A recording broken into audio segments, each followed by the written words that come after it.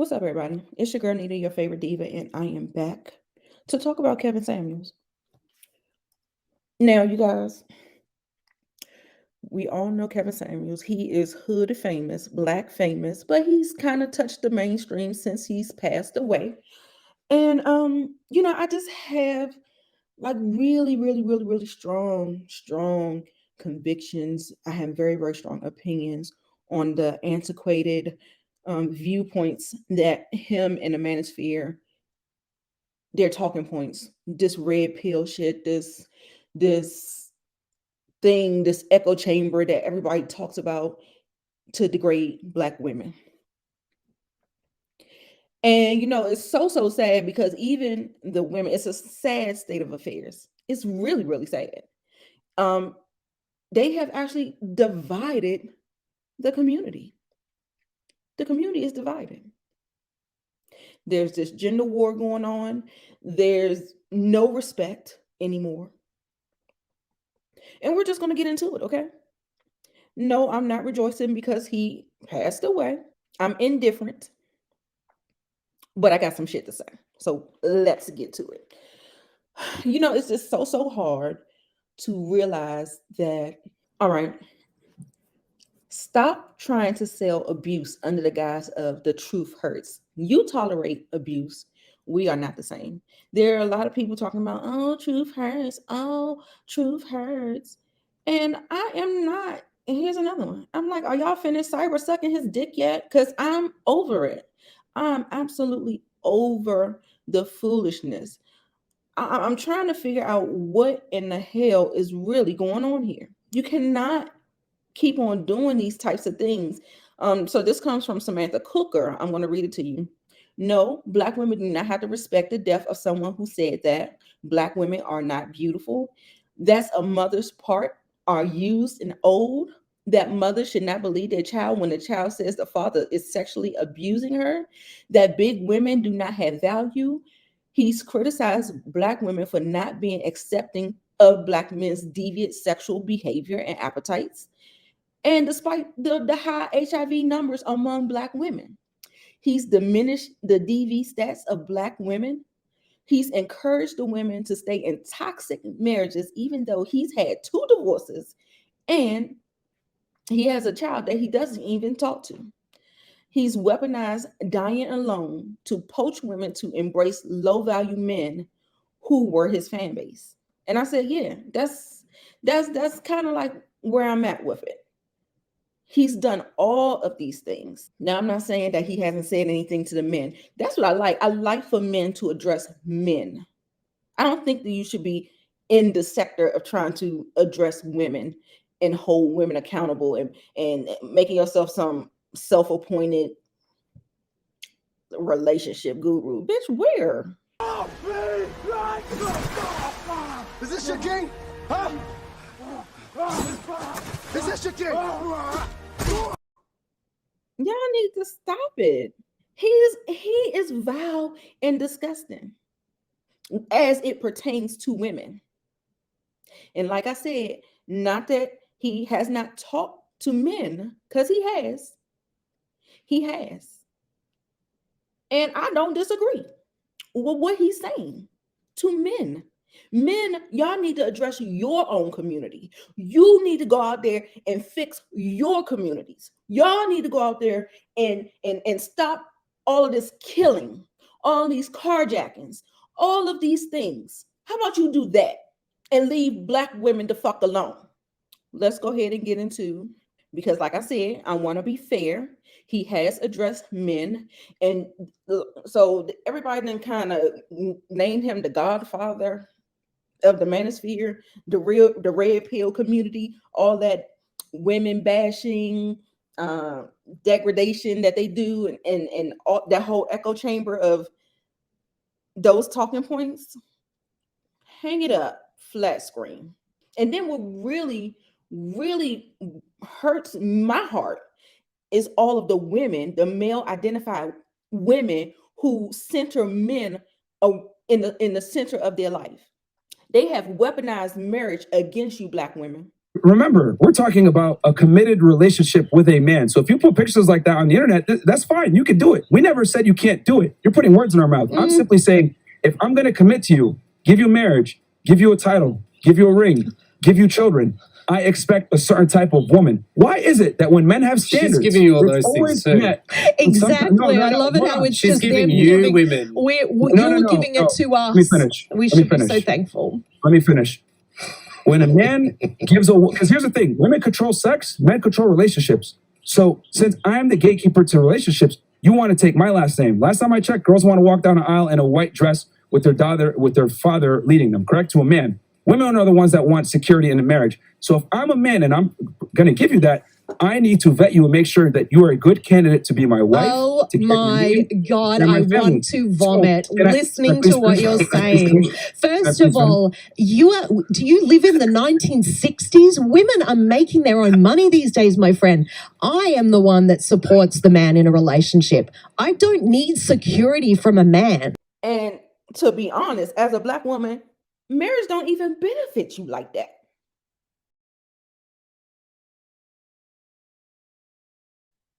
They want you to go 50-50, even though nothing they do can ever equate up to 50% of what you do. You bring life into this world, you take care of life. We got to wash the clothes, we got to wash the dishes, we got to do all of these things. And then they turn around and talk about they want you to do 50-50. What? You better act like you fucking know. And that was another thing, because he would say that we don't need women. We are the womb holders. You are birthed through us. And what I need y'all to do is put some motherfucking respect on our name. Because at the end of the day, if we wasn't so powerful, they wouldn't be sitting up here trying to suppress us, oppress us. Anti-abortion laws, control our bodies. Come on, y'all, wake up. Wake up. The shit doesn't make any sense. He said things that's harmful to Black women, degrading to Black women, violent against children, against him. He's said that domestic violence doesn't even exist on the scale. We saw a man on Facebook kill his pregnant girlfriend, ex-girlfriend, and the mother of his children, his ex-wife, on Facebook. Come on, y'all. Come on, y'all. You cannot be that damn stupid. And then people, they hear these things, they believe them. He has no fucking stats. He don't have no credentials. He's self-appointed. Don't nobody ask him for no statistics. Like I said, a broken clock is right at least 2 times a day, right? So like I said, 2 things can be true. When he addresses men, I'm okay with him. I prefer you to address men. Stay out of women's business. How about that? Fix yourself first. And stop talking about somebody gonna die alone. And then look what you just brought on yourself. So when you dig a grave for somebody else, you make sure you dig yours right beside it. You got the girls.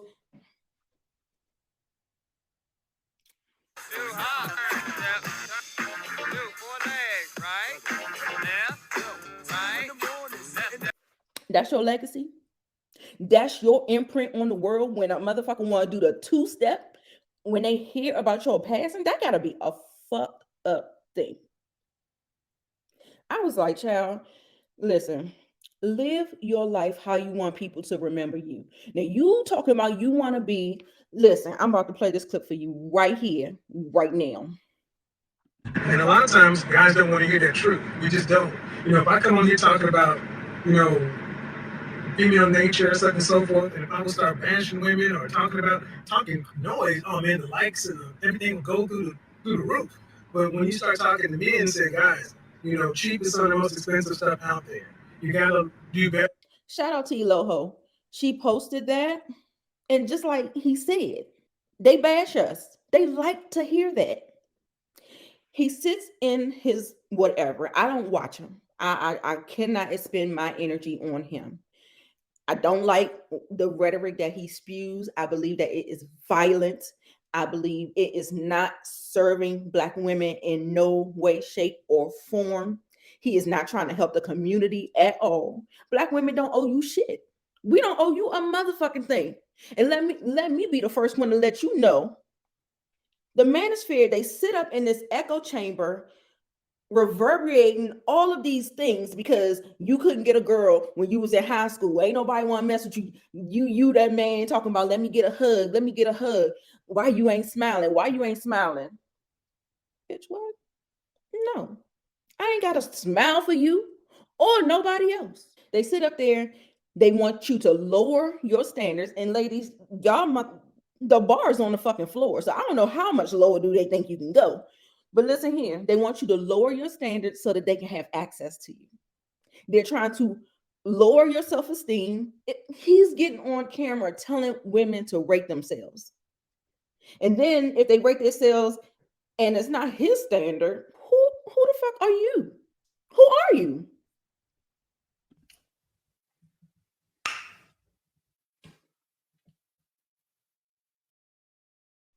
Who are you? They talking about, oh, don't be a gold digger. What the fuck we supposed to be digging for? Shit. Step your shit up. Y'all, I mean, come on. Come on. Listen to yourselves. You sound crazy because y'all subjugated Black men. Y'all want to subjugate someone else. So y'all want to put us down. Y'all want to keep talking about us in some bad way. If y'all hate us so much, what the fuck you want with us then? Leave us alone. He speaks to a underbelly of Black men who hate women, period. It's nasty, it's vile, and it's disgusting. Now, shout out to I have Nala. I have Nala's video here where he is adamantly saying that domestic violence doesn't exist or it's not happening like that. He don't see it, so it's not happening. How the fuck does that work? How are you supposed to see everybody's household and just because you don't see it, you talking about it don't fucking exist? Get the fuck out of here. Y'all, listen. No, actually, I'm going to play a little bit of the roommates before I get to Nyla, because I do want to acknowledge him addressing men. It's the roommates. Shout out to Hafiz. He's trying to get a little better, but he is still problematic, y'all. Trust and believe. Because you make $14 an hour at McDonald's, you go on key or Circle K or a convenience store, make another $14 an hour. $14 an hour one place is $28,000 one year. Then another 14, that's $42,000. Then you can actually be in a position to move out of your mama's house, move into an all furnished apartment, get you a little sugar shaker or a bike, and get out there and start doing something. Rogue man. Let's make him 30. Okay, 30-year-old guy. He's staying at home. He working at a fast food joint, making 18 to 22,000 a year. Okay. Not a lot of confidence, not a lot of skill sets, but he wants to be a leader. He wants to have a happy relationship, and he wants to leave a legacy. What is your advice to a man in that position? Stop digging. You already did. Stop digging. First thing, I'm big on therapy, but if you're not in a position where you don't have a lot of money right now, every company you work for has an employee assistance line. You need somebody to talk to. We're not in a church like we used to be. Find someone who's a consultant pro bono. The second thing, because it has to start with the head. We can't get the head right, we get nothing. Second, he's working full-time at a fast food place. Good, I need you to have another part-time job. Because you're making $14 an hour at McDonald's, you go over to on key or Circle K or a convenience store, make another $14 an hour. $14 an hour one place is $28,000 one year. Then another 14, that's $42,000. Then you can actually be in a position to move out of your mama's house, move into an all-furnished apartment, get you a little sugar shaker or a bike, and get out there and start doing something. See, man, we have to work. I cannot hear that I'm broke and then you're only working 40 hours a week. That does not compute with me. You got to work. You got to work and be getting paid for the hours. You know, here's the thing that needs to start correct themselves. Once a man puts himself in a position where his head's a little bit on straight, and it does not have to be perfect. You can't wait till this is perfect. You got to do all these things at the same time. Start getting your head on, getting your head together, get the hours up, and then you have to get a skill set. College ain't for everybody. It's not everything everyone needs. Get a trade. There are plenty of things to do. What is going to be useful? Get a trade in something that's going to be useful. We have to get back to where we value blue collar labor. You know, I'm a big proponent of blue collar. I call them blue Henrys. You know, yeah, the white collar. Break down what does Henry mean for people who don't know? Henry is high earner, not rich yet. That came from Forbes. And see, the white collar men get all the shine, but you know, white collar men, it's a longer path, takes more to get to the end. And most small business owners are blue collar: plumbers, electricians, HVAC technicians, truck drivers who own a logistics firm. There's a lot of opportunities. We mentioned Gary Vee. He wasn't a great student. He's a multimillionaire and owns one of the most prolific social media firms in the world. Get your head right, get your money. get you some sort of certification or skill to where you can actually start making yourself of use, because fast food is not a long-term thing. Then you got to start networking with other people and start working together. When you work with a group of people, one of the reasons my career went the way it was is because I was with a group of 7 people to where we all moved each other up. I only want you in the house sleeping, showering, and on the bathroom.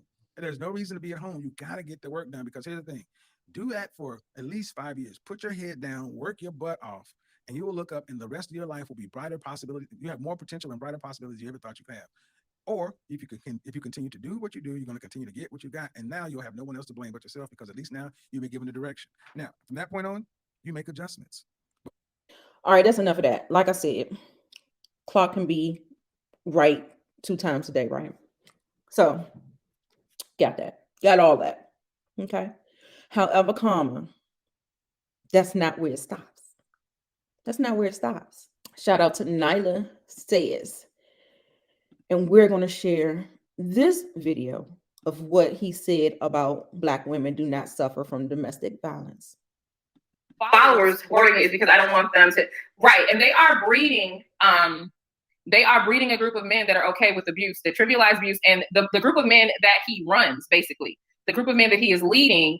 Like I said, I have 2 terabytes of storage where I was actually saving the lies and the slander and the vicious thing that they were saying about Taz and about me and sometimes even Cynthia, but I did not recognize until recent time that what I was storing up was evidence of the types of personalities that are coming out of this group, how abusive they are, how pathological they are. Like, I have screenshots of them talking about harming women, killing women, sexual assault, just anything that you can think of. Okay. And all of the people, ironically, that were making these statements, we can connect directly to the Kitten in Heels.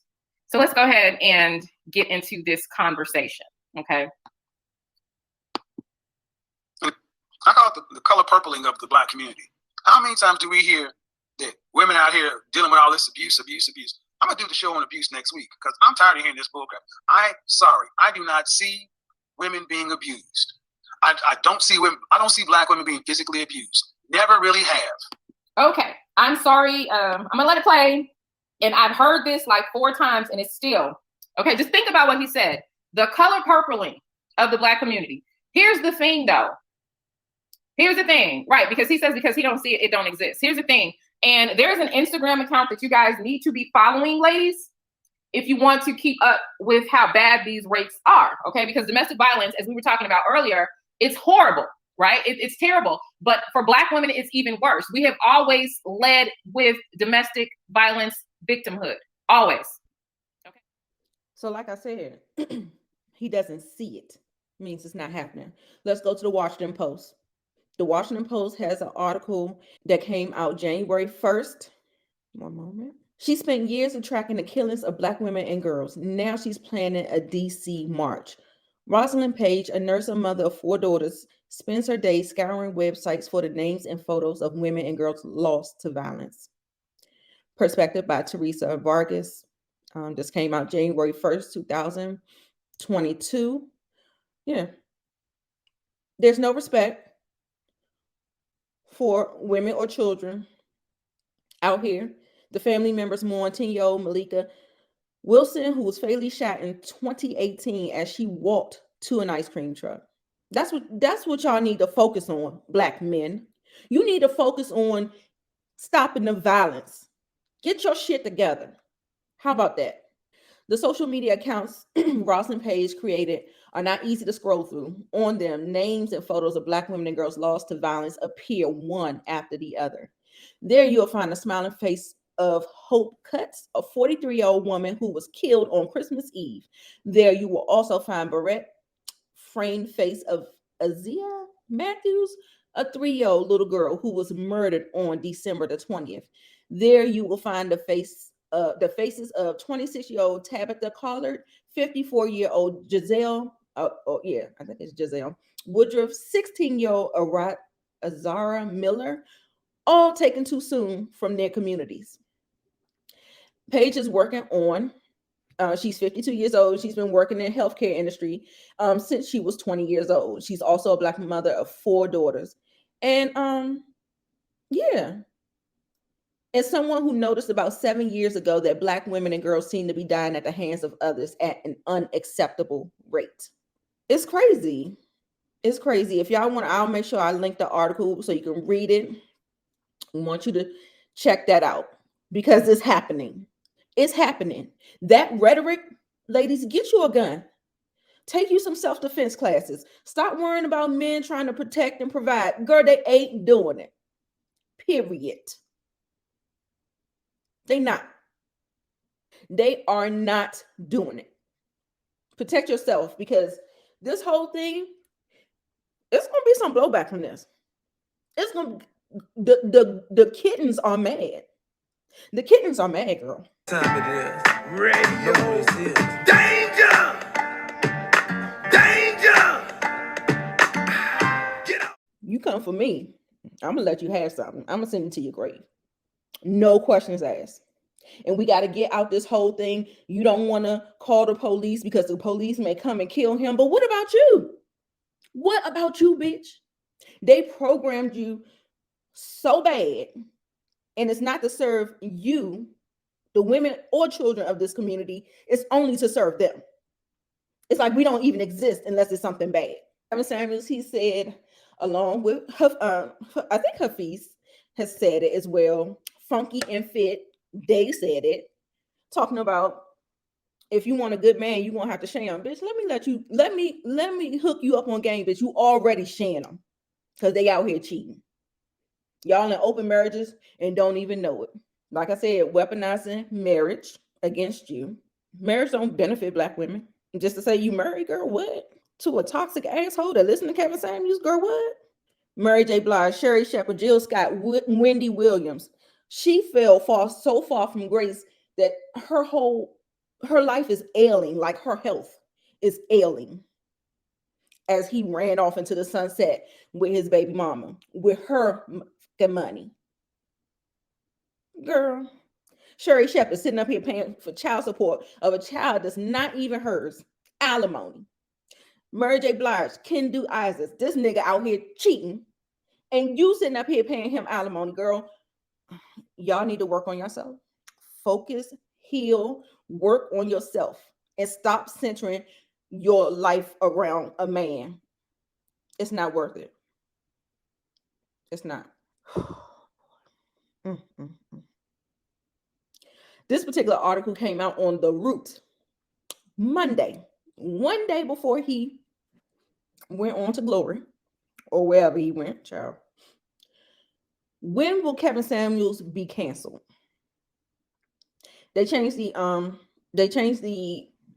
after he passed, they changed the headline. The controversy followed Kevin Samuels. The image consultant gained a cult following by hating women. If you've been following the career of Kevin Samuels, who is self-acclaimed image consultant, he's amassed a large following over the last 2 years by dispensing dating advice. Those messages frequently disparage women. With some of his most notable YouTube videos, How Much Does Your Submission Cost? Modern Women Are Average at Best. Why You Aren't Married. Apparently, all you need is a nice suit and a pair of glasses to play the part of a relation expert. Earlier this year, he received the ultimate cosign from Future, which should definitely tell you all that you need to know. Future, y'all. How many broken homes has he created? They create all these broken, abandoned homes. People wanting and needing validation because the male left their life and all this other stuff. It's sickening. It's sickening, and it's like a cycle that they're perpetuating. Oh, boy. Last week, Samuels caused controversy after saying that women who are over 35 and unmarried are considered leftovers. But we alive. We 35, unmarried, leftovers who are alive. In this clip that circulated on social media, he took to his soapbox to spew his misogynistic rhetoric. If you've made it to 35 and you're unmarried, you're a leftover woman. You are what is left. Men know that there is something likely wrong with you, whether you want to hear it or not. I'm not going to go there with you. I'm just telling you the truth that you don't want to hear. Why does Kevin Samuels continue to have a platform when it's built on the backs of the women that he hates? Y'all can't do nothing without building it on our backs. Y'all get shot in the street. Y'all want motherfucking women, black women on the front lines. But as soon as you can get a Becky, you all on it. That shit is crazy. 56, twice divorced, currently unmarried. So I'm trying to figure out, how does an unmarried, twice divorced man become a relationship guru? Make it make sense. Despite data proving single and despite data proving single and childless women are the happiest population subgroup, the self-proclaimed influencer still voices his deep-seated contempt for us. Statements like these reinforce sexist beliefs that we alone carry the burden and shame of singledom. Not to mention, Black women are constantly being reminded of the discriminatory nature of modern day dating. Samuels not only plays on the hysteria that a woman's greatest fear is being single, he amplifies it. For Black women, his words are even more damning. He said this here: if you are a woman 35 plus and you want that man that's on the same lifestyle level, you're going to have to share him. You said them anyway, bitch. How about that? Because they ain't got no self-control, no self-discipline, implying that we're gold diggers.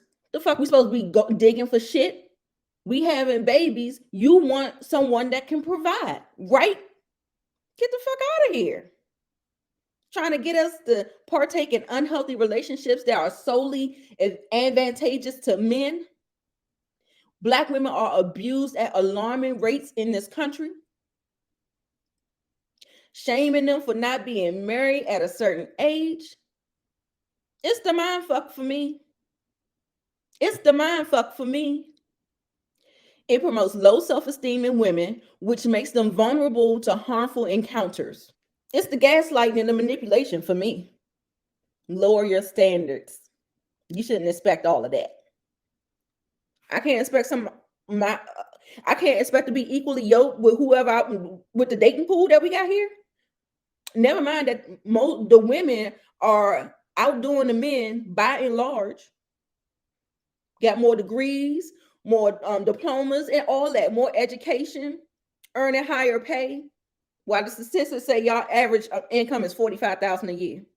Then he was talking about the domestic discipline. Like if I heard a particular clip of him, he's playing like a whipping sound or like a smacking sound as he's listening to a female caller because he didn't agree with what she was saying or whatever.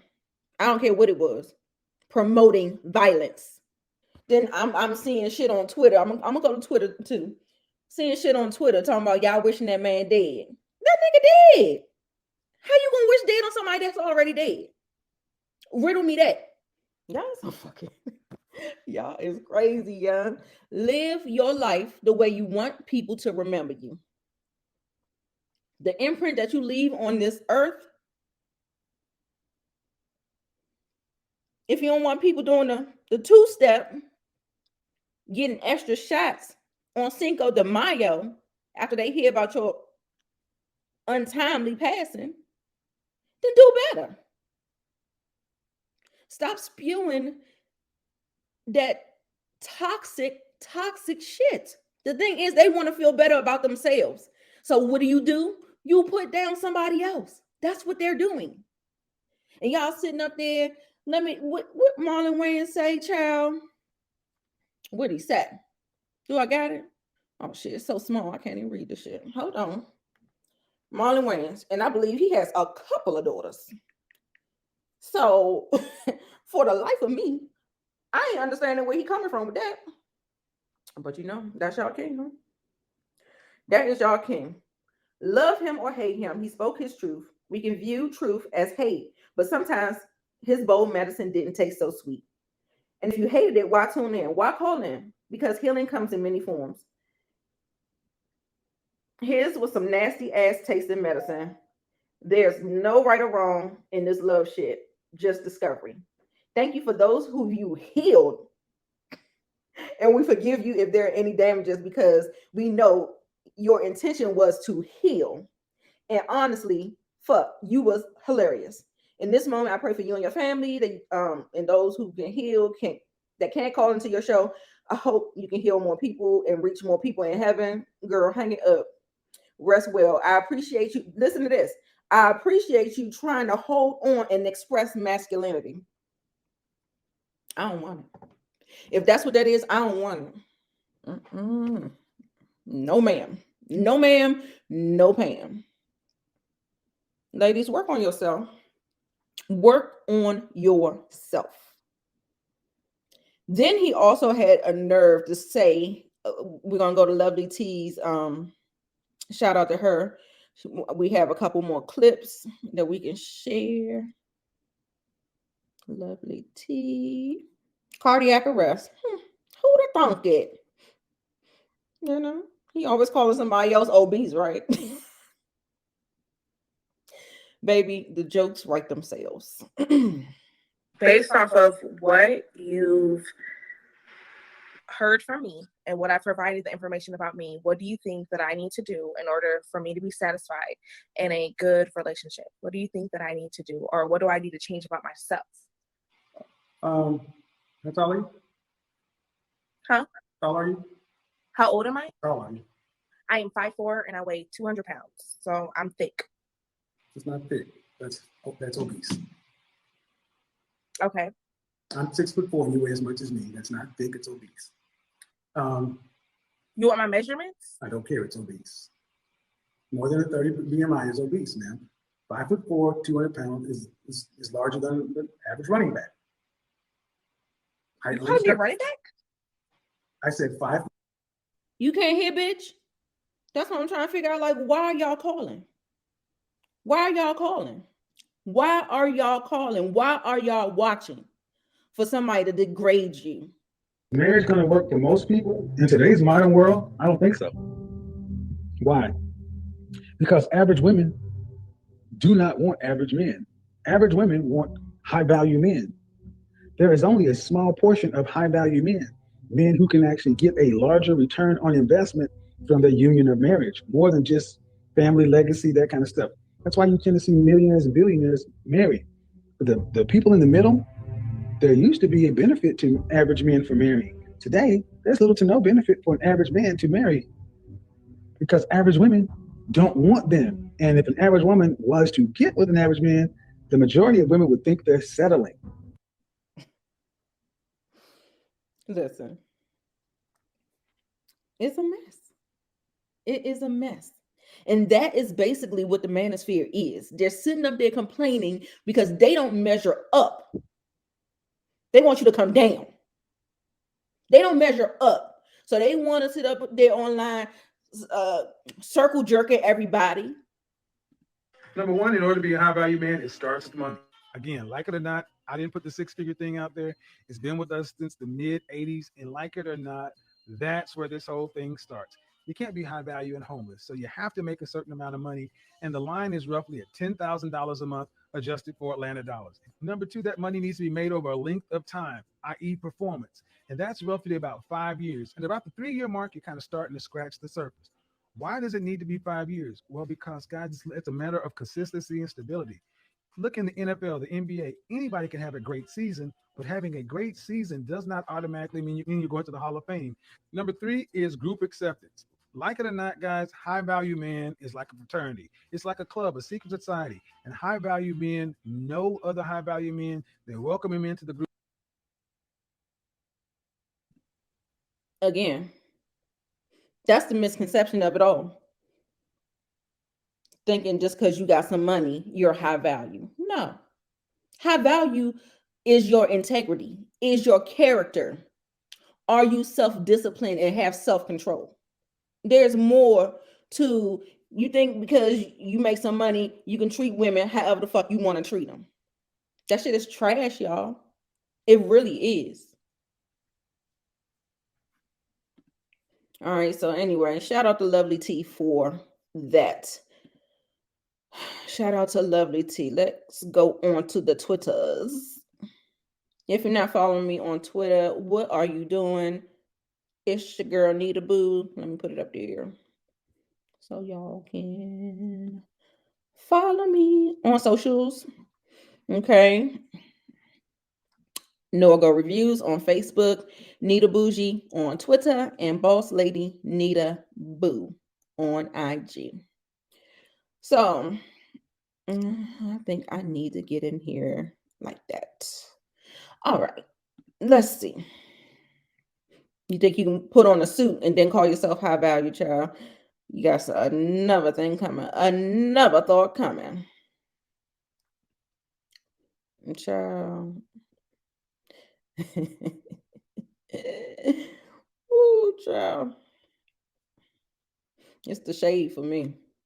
I take no particular pride or pleasure in doing shows like this because I know it triggers certain Black women. I know they do. I know some of them get pissed. I've heard women on YouTube saying things that they don't watch the show end to end, and I'm not going to, and it's not going to change anything because there are far more women and far women who are listening.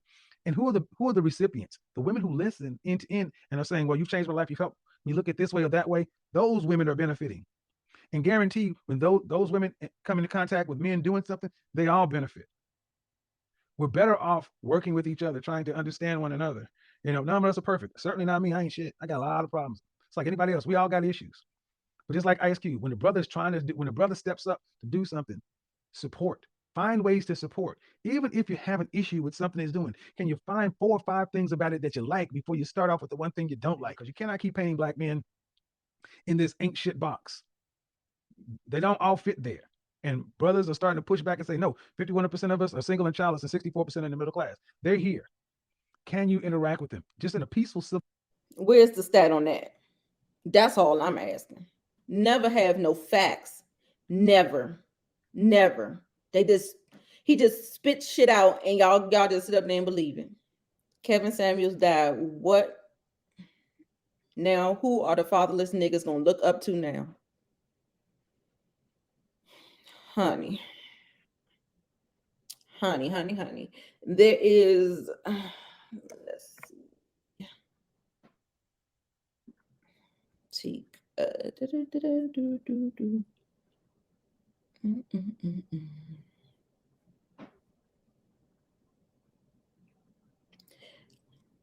Kevin Samuels hated all the women that I love.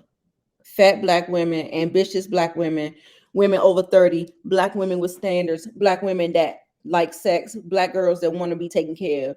There was no value in what he said, but his silence is golden. Fuck him.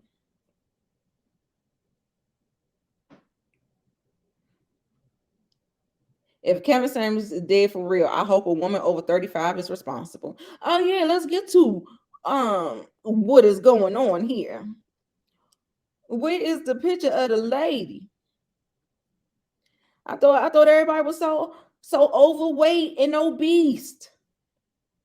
I thought we was all overweight and obese. Black men, when Kevin Samuels talks about Black women dying from health problems versus Black men when Kevin Samuels dies of a heart attack because of health problems. It's the irony for me. Kevin Samuels said to beat women, he said it's okay to defend your partner if he's a pedophile. You guys, really? It's crazy. It is crazy. Didn't Kevin Samuel laugh at the death of Lawrence Smith Fields? What's the difference? Because I bet you he wouldn't even piss on your grave. But you want Black women to give a fuck about you. And y'all women, y'all are the worst.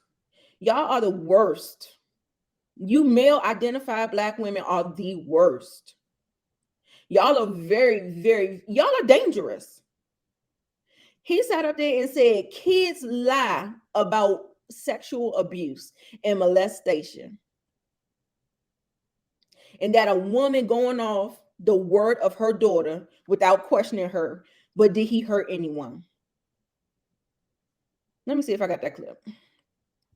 I was hoping that it kind of came up. Listen, and it's this one for me.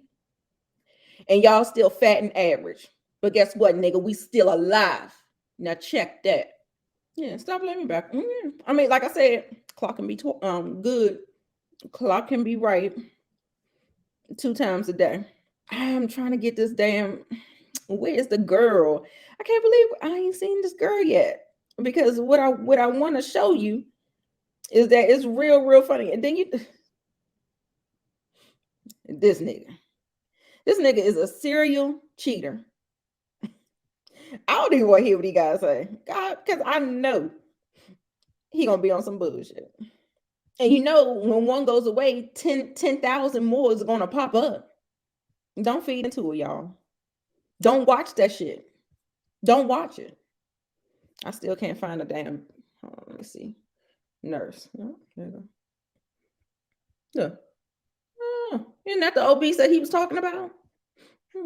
I guess it's okay because it's not a black woman, right? Because only black women, we the only ones that gotta live up to the standards. All they gotta do is bring white skin or Latino skin, and they can be overweight. I'm still trying to see. Who is this? Is that her? Oh no. There she go.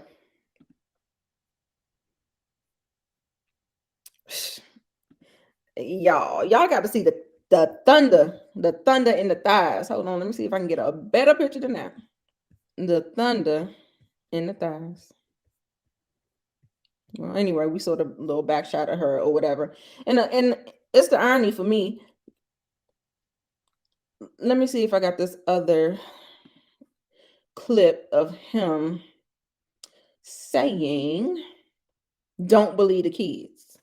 Do y'all know how much trauma we have just because y'all sitting up here trying to hide that the uncles is molesting the kids?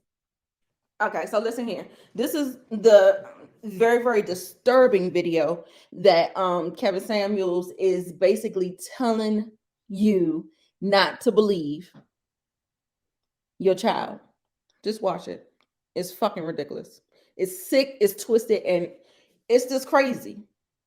As a child's father, how do you think you can make your asset to the? How do you think you can make your child an asset to the kind of man you want to marry? How can I make my child an asset? To the kind of man you would want to marry.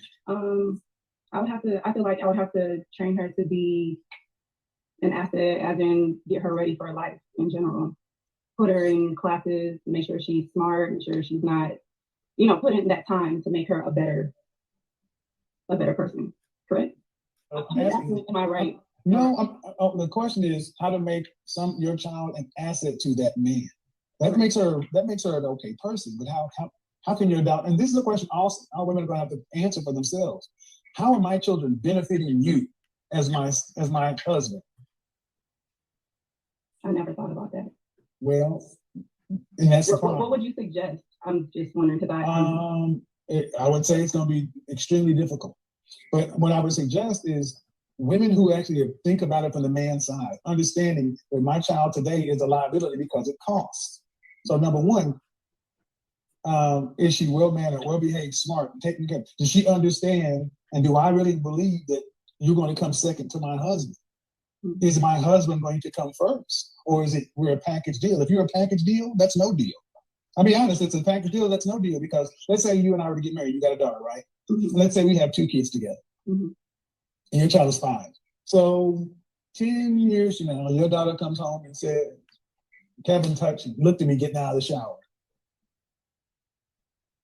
What happens next? The relationship would have to end. Huh? That's not something the relationship would end immediately. Because your daughter said I looked at her getting out of the shower. Kevin looked at me getting out of the shower. Kevin looked at me getting out of the shower. So that means I should never listen to it. That means I should avoid women like you, because off the rip, your desire to defend your child blew up. You got 2 of my kids, and off rip, your protective instinct says everything, including those other 2 kids. Do you? No, you said the relationship would have to end. So what would you tell our 2 children? That's a tough situation. No, you said the relationship would have to end. So it would have to end because but what would you tell any of my kids? If I had 3 kids, 1 by someone else and 2 by my. But what I'm telling you, what I'm saying is what we tell our 2 children. Come to a situation and we have to part ways. You get the fuck out. You can get the fuck out. Because I'm not the one paying the bills. No, you don't, because you're not taking my kids. See, that's what I mean. Y'all act like y'all got too much power. It's not power. I'm really First of all, powerful. you didn't even. First off, you didn't even. I just said if she said it. You didn't even question whether or not the claim was there. Because that's your child. That's what I'm saying. Your child can never be an asset to anybody. Ask you to treat your child like it's biologically mine when you be willing to blow up my biological children's shit or something else. And you know kids can say anything. They can, but you have to protect your kids at all costs. Then and you got to talk. Then no. Leave. No. Let's switch the situation. If I'm that child's biological father, and she comes out of the shower, and 10 years later, Daddy looked at me a certain kind of way, and I'm her biological dad, then what do you say?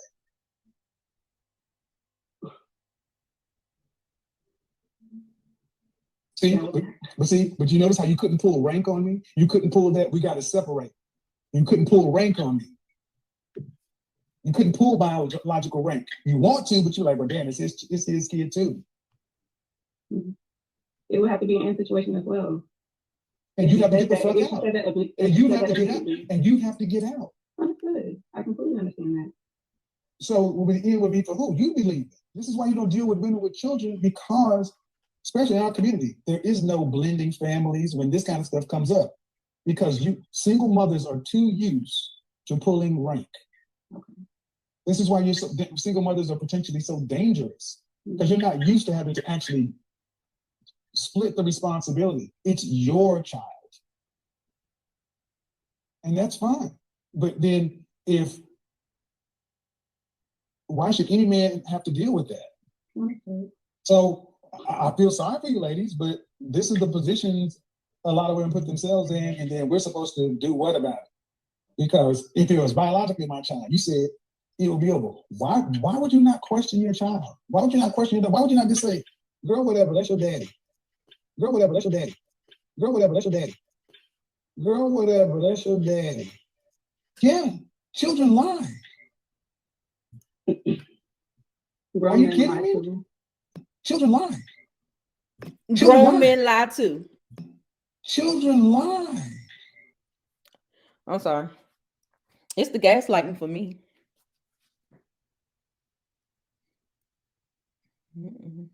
I was just watching this girl.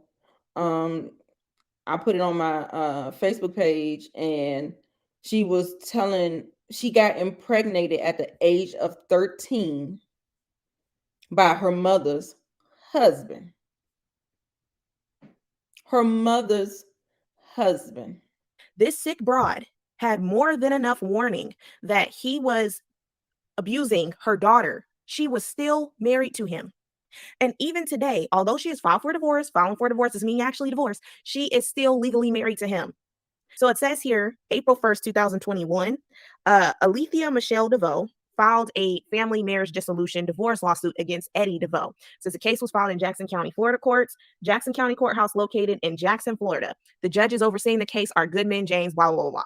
The case status is pending.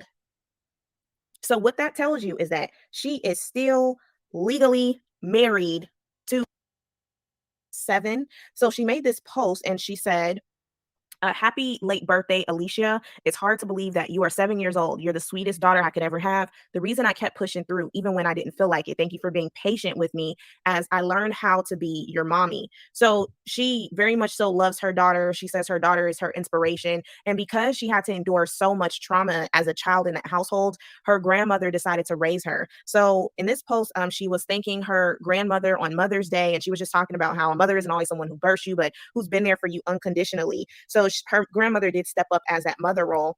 And I wanted to show you guys the videos of Montiana speaking about the ordeal that she faced as a child. And again, this is a very sensitive topic. So if this kind of stuff does not align with your spirit, please click off now. It is a very emotionally triggering video, but please allow her to be able to speak. And I'll be leaving the link for you guys to go and to subscribe to her channel also.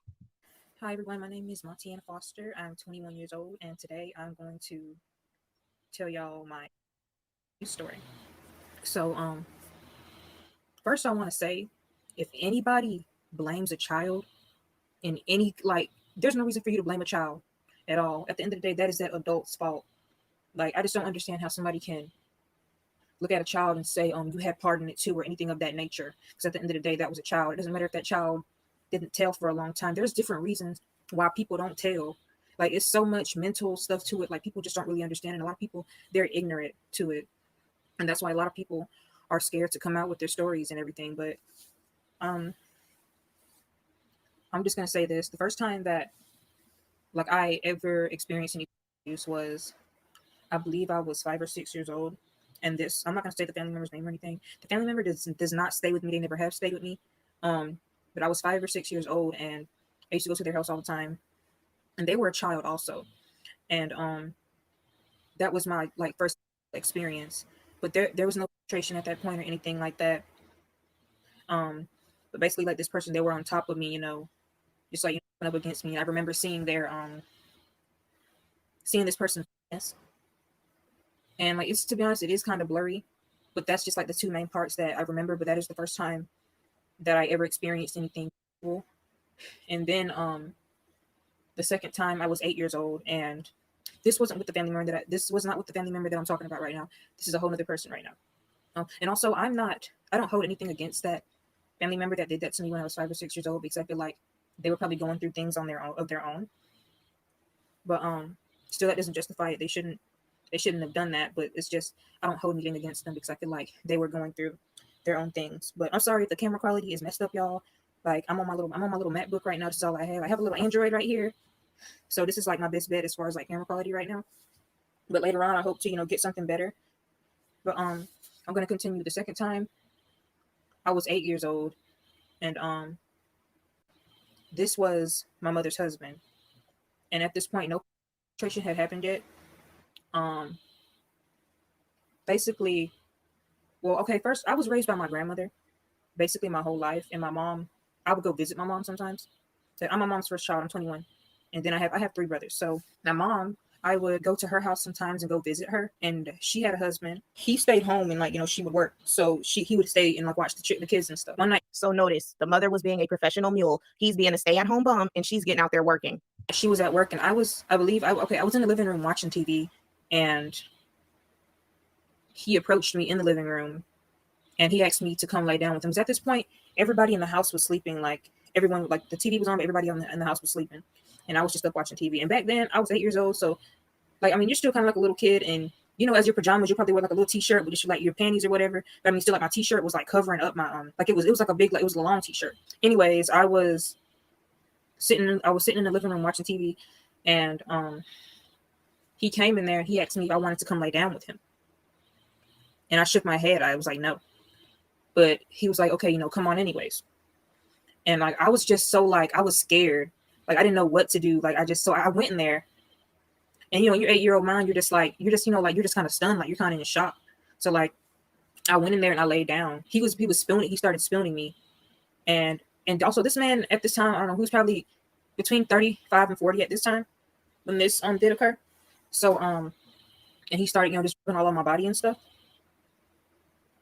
And then after that, he said, do you want to get up? And after that, I ended up getting up and going back to the living room.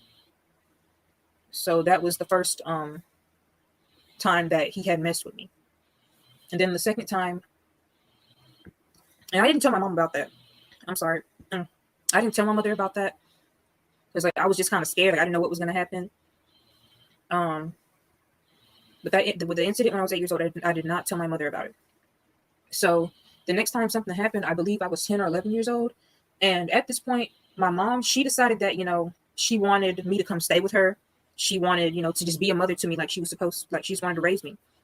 Like, that's my daughter, and like she wanted to raise me. And at this point, like, she had been raising my 3 brothers. Okay, so I guess she was just feeling some type of way, like, okay, she has my 3 brothers, but like she doesn't have me.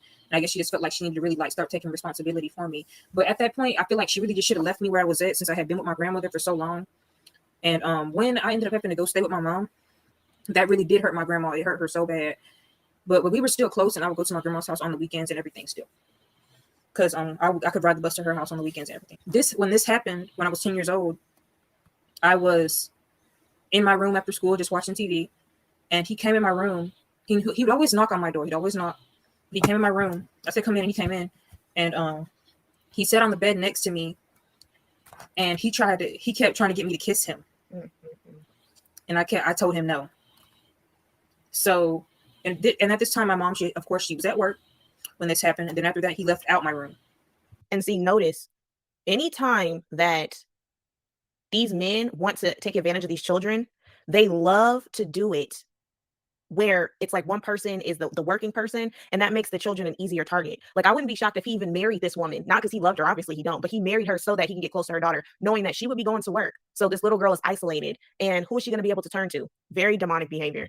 So right after that, I got a pen and paper and I wrote down what had happened when I was 8 years old, and I wrote down the events that happened that day when I was 10 years old. Super smart. And I gave it to her when she got home. And she seemed like very surprised, but like still like nothing happened that day. Like, cause not long after that, we ended up moving about 30 miles from where we were originally staying at. We ended up moving. And I guess that's when she ended up confronting him about it. And he was saying that I was lying and that, like that didn't happen. And she told me, she said if she found out that I was lying, that she was gonna beat me. And I never did end up getting beat, but like he ended up staying, he ended up being out the house for like 2 weeks. And then after that, he was just back in the house, and that was it. And she said he was sorry for what he did and everything, and that it wouldn't happen anymore. And if he had traded me, then she would have left him. Oh my God. So the fact that he tried to kiss me, and the fact that he was, when I was 10 years old, and the fact that he was messing with me when I was 8 years old, just went like over her head. She was just like, at least he didn't treat you. Like, as long as he didn't treat you, it's fine. Like, just like forget about it. He said he's sorry for it. He's not gonna like do it no more. So after we moved to this place that we had moved to, we didn't stay there for long. I don't think we stayed there for a year. After that, we ended up moving to we ended up moving 300 miles away down south, because he had a family member up there that needed help or something. And we ended up just packing up all of our stuff and leaving. We didn't have any family down there. Only he knew people down there. And in a total, I probably stayed with my mom for like maybe 3 to 4 years. The abuse ended up when we got down there down south, I was probably like probably around 11 or 12 at this point, because the abuse from my stepfather didn't really get started until I was 13 years old. And we moved around a lot when we were up there, and I always wondered why we moved around so much. The first time like he ever kind of tried me while we were up there was like, I had this little MP3 player, and sometimes I'd leave it laying around and stuff.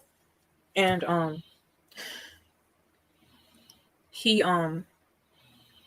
was in my room and he called me to come in there and get it. And I come in there and he had his penis out. And I basically like grabbed the MP3 player real quick and just went back to my room.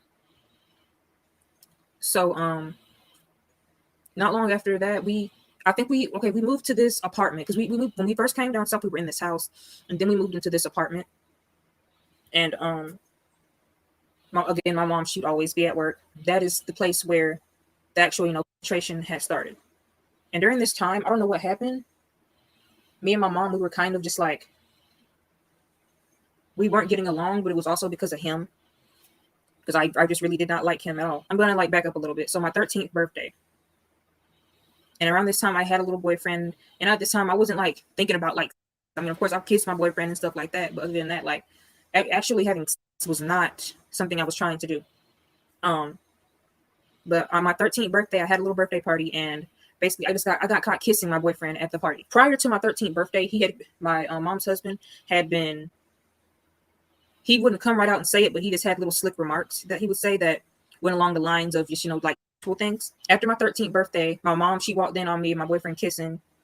And I got in trouble for that. Probably, I want to say like a month later, we ended up moving into this apartment.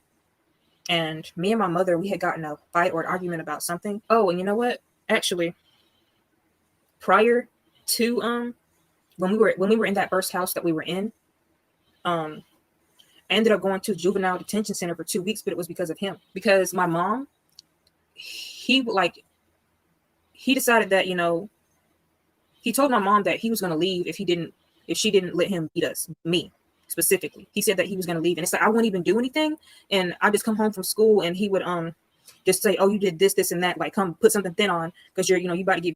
One day, I was not going to let him do it, and I ended up having a physical altercation with him, and after that, the police were called, and I ended up going to juvenile detention center for 2 weeks. And notice that in the Black community, We don't like calling the police on Black men. You know, oh, something could happen to them. Remember, Megan Thee Stallion said the same thing. Plenty of Black women. I have a dilemma. I saw somebody talk about that on Twitter too. Black women have a dilemma between calling the police on Black men because they don't want them to get popped. But you were quick to institutionalize this girl by placing her in the juvenile hall system because you called the police on her. Y'all better start calling the police on them before they do it on you, because they will not hesitate to call on you and a young little girl that is being taken advantage of and essayed. Mom, she knew he was wrong for it. She did. But still, she took his side and everything because she knew that I did not do anything. And they always tried to portray me as like, you know what? I'm just going to like hold on for a minute and I'm just going to jump over a little bit. And I'm just going to come back to that another time because I do plan on doing more videos. When these videos started, okay, I was 13 years old. We're in this apartment. My mom, she was always working. One day he had came to me and he was like, because my mom, like when we had our disagreement, she said that she was not going to do anything for me. Like she wouldn't even give me jail to like do anything to my hair. So I was just walking around with my hair, just, you know, any kind of way. She'd tell me to just put water on it. And because like I would just put my hair in a ponytail. That's when he came and he started, you know, saying things like, okay, you know, you need jail. Like I can get you stuff, but you know, you have to let me, basically he asked me to rub his, you know, on me. And I said no so many times. I kept saying no. He kept on, like he wouldn't stop. And he's like, he would say, please, it's only going to just be one time. So after that, my brothers, they'd always play outside. And I used to play outside too, but he would always call me in the house. I'm sorry if I'm jumping around, y'all, because it's a lot. Like there's so many details and I don't want to like confuse y'all or anything. And it's just, this is also kind of like, it's just a hard thing to talk about. Because like I had been just debating for a long time about talking about this and just like, because people have their own opinions. And also people, they will take a sexual victims, abuses victims trauma, and they will try to turn it against them and use it against them. Like I've had a boyfriend that has done it. He's used that and turned it against me. And also another boyfriend that he acted like he was kind of turned on by the fact that I was abused. And he actually said, oh, I thought girls like you like were very like active. That's, you know, kind of part of why I like pursued you. But I'm going to go back to that. I'm going to talk about that another time. After that had happened, he gave me some gel. He gave me a little bit of gel and he put it in a pill bottle. Not long after that, he asked again. And of course, I would say no. And he just would not stop. And whenever I would say no, like if it got to the point where, okay, my mom is home, like he'd keep on going until my mom got home, basically. So it could go all day, just me saying no, just leave me alone until my mom gets home. Basically, if he didn't win, he'd make life very hard for me around the house. And he'll just be very terrible for me and he would abuse me mentally. So basically the second time that he rubbed on me, he actually ended up trading me that time, and that is how I lost my virginity.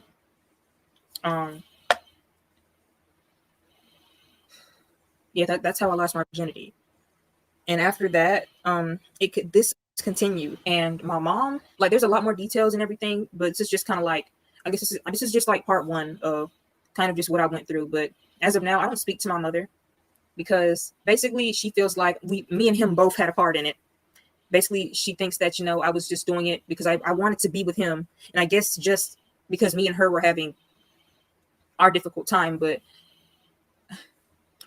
I just don't understand. Like that was my virginity. Why would I want to give my virginity to your almost 40-year-old husband? Why would I want to be having with your 40-year-old husband? Like at the age I'm 13 years old, I want to be able to have boyfriends and just like, you know, and just enjoy, and also just enjoy being a kid. Because at this point, like I was still enjoying playing outside, running around, playing tag and stuff too. So that happened.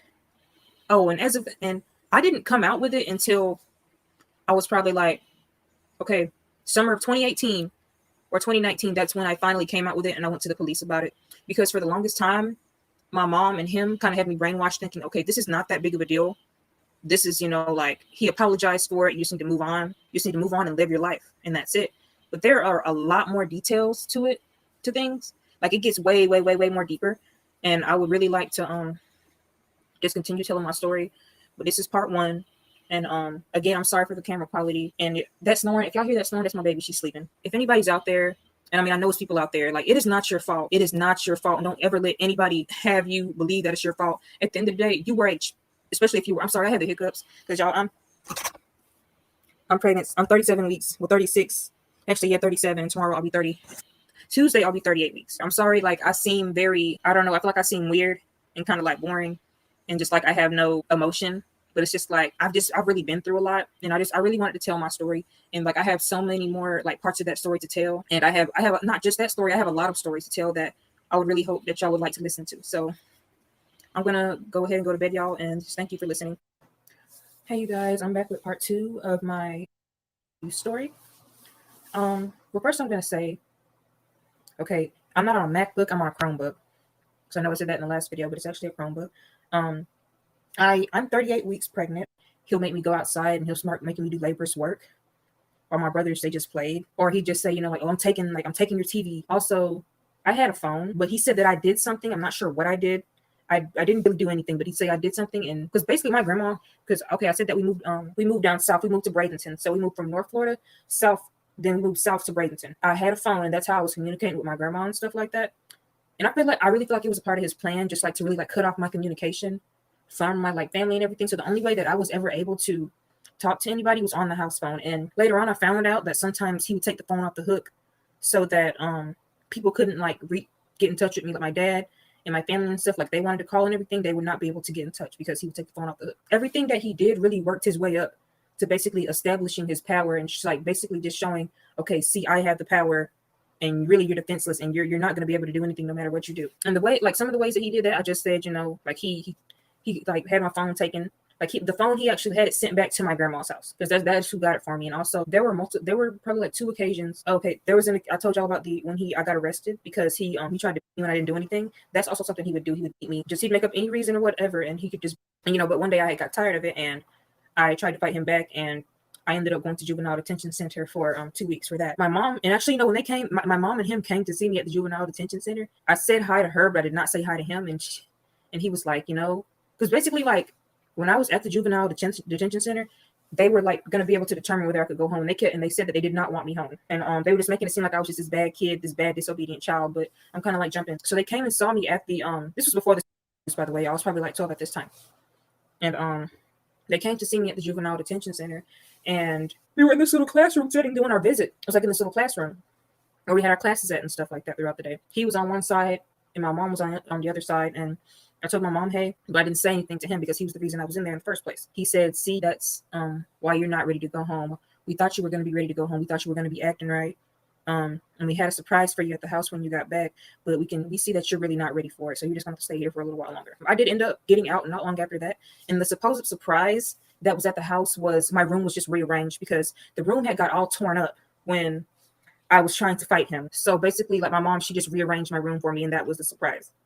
And also, I don't know if this was before or after I ended up going on juvenile, but he would look through my window after I got out the shower, and he'd watch me get dressed. And I never saw him actually physically looking through the window, but I knew because at night before, you know, we get ready for school the next day, he wanted all of us to like shower at a certain time. And I'd always be like the last one to shower. And he wanted me to be able to shower at a certain time. But if I wanted to shower at any time before the time that he wanted me to shower, he'd get really mad. But I started noticing like every time I got out the shower, he would go outside. And I kept wondering, like, that's so weird. Why does he keep going outside every time after I get out the shower? And every time I would come out my room from getting dressed, he would be coming back in the house. Like he came from the side of the house from my like he was walking from the side of the house. So like so one day so after that I decided when I got out of the shower to just like wrap up and put my clothes on up underneath my towel. So like that way he wouldn't see anything. And then, so one day he slipped up and he said something along the lines of what I was doing. And I was thinking, how would you know that I was doing that? And that's how I knew for sure that he was looking at me through my window while I got dressed. And I did end up telling my mother about that, but she did not believe that. She did not. But basically through everything, you know, my mother was just on his side. My mom, she did not find out about the actual penetration until a little later on. When the actual penetration did start, it was basically just almost like an everyday thing because my mom, she'd be at work and it would happen for so long that it just became normal. And I hate to say it like that, but I know that seems kind of weird just saying that, but like it just became like it became like a regular thing. Like I try to go outside and play with my friends and stuff. My brothers, they'll be outside playing, but then all of a sudden he comes around the corner and he's waving, you know, telling me to like come over back to the house. And then we'll go through the whole he asks me, I say no. He keeps asking, I say no. And also around this time when the like started, me and my mom weren't getting along, and I feel like he was fueling it. The reason why we weren't getting along, like he was like, I feel like he just set everything up in a way to where like the things would work in his favor. I feel like he wanted me and my mom not to be getting along so that he could move in and basically start grooming me. During this time, my mom, she was very cold to me. Like basically she just acted like she didn't care about me. And I just felt like very alone and I just felt so by myself and depressed. And I felt like I couldn't really come to her about it when it first started, because to be honest, I didn't really feel like she was going to believe me, or like, okay, she'll probably believe it, but then she'll like, what is she really going to do about it? Because just me looking back at the past incidents, she did not do anything about it. So I'm just thinking, okay, what is she going to do about this if I do tell her? So for a very long time, I stayed quiet about it. This part, is going to be kind of shocking what I'm about to say right now. So basically, my daughter, I have a 6-year-old daughter. The daughter I said is going to be 7 in May, well, this month. He is the father of my daughter. So I became pregnant at 13 years old by my mother's husband. And I was even abused throughout my pregnancy and after my pregnancy. My mom, she thought that the father of my child was just some boy, because that's what I told her. I said it was just some boy, that just some guy that I met. And when she actually found out that it was his child, the way she found out was because he told me to tell her that I had drugged him, put something in his drink, drugged him, and I got on top of him while he was sleeping to get revenge on him for the way he because he wouldn't treat my mother so right. That's what he told me to tell her. For the longest time, that is I don't know if she really believed it, or that's just something she chose to believe in the back of her mind. I feel like she was probably just like that doesn't sound right. Like, what person, like, because when I was a virgin, why would I'm sorry, I don't want to get ahead of myself. It's just so much, but I'm not trying to like stay on one thing for too long and like end up boring y'all. But basically, yes, my stepfather is the father of my little girl. But I love my daughter. Like, she's the reason, like, if I did not have my daughter, like, I would have myself for my life a long time ago. Like, I go through depression, and I go through I used to have such bad anxiety. These days I don't have such bad anxiety because I have kind of cut people out of my life. That, if y'all don't know this, if you cut certain people out your life, sometimes your anxiety will actually stop, because it's not really you that's having the anxiety. It's the people that you have around you. It's their spirits that are causing you to have such bad anxiety. You guys, I am heartbroken. But you can't talk about don't believe your kids. And that's why I get on you women, just to say you got a husband. You're sitting up there muling. What is he doing? He's sitting at home raping your daughter every day. As you go out and mule and provide for that family and the house and all that stuff. And yeah, let's break it down again. Most of the women are the breadwinners of the family. But y'all want credit for it, though. Let's be honest. I know a lot of people who allow that to happen. Boys think that their mother's supposed to take care of them, and then they turn around and they think that their wives are supposed to take care of them. That's not how that shit work. They want a patriarchy without a patriarchy. Come on. This thing broke my heart. And male-identified women will not believe their children, will put the man first, and then the child is, and so that's where the harm comes into. That's where the harm comes in.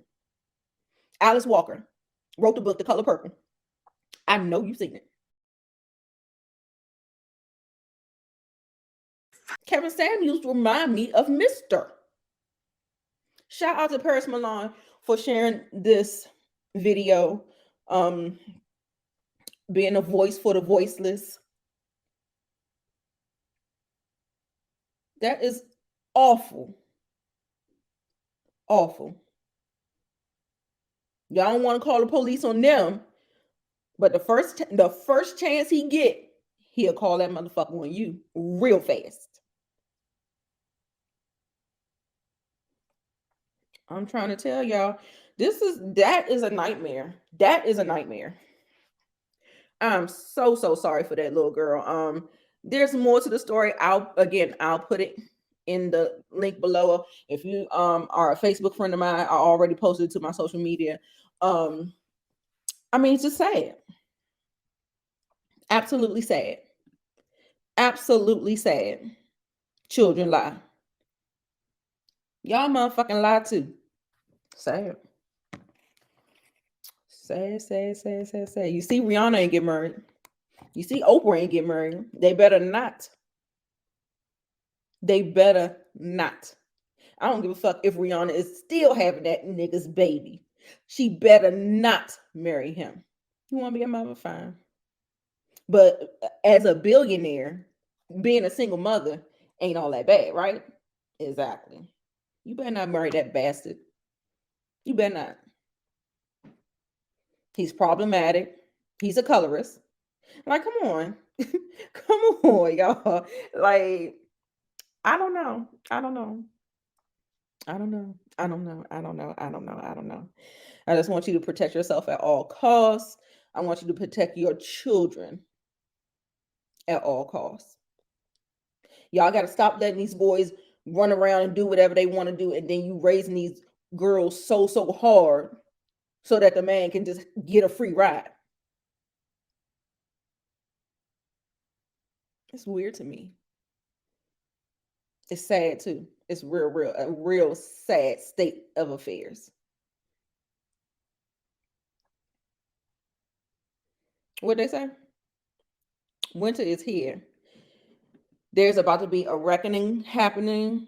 As long as these people I put on there, Kevin Samuels, his legacy is the FBI now investigating the Manosphere as an anti-woman group, a hate group.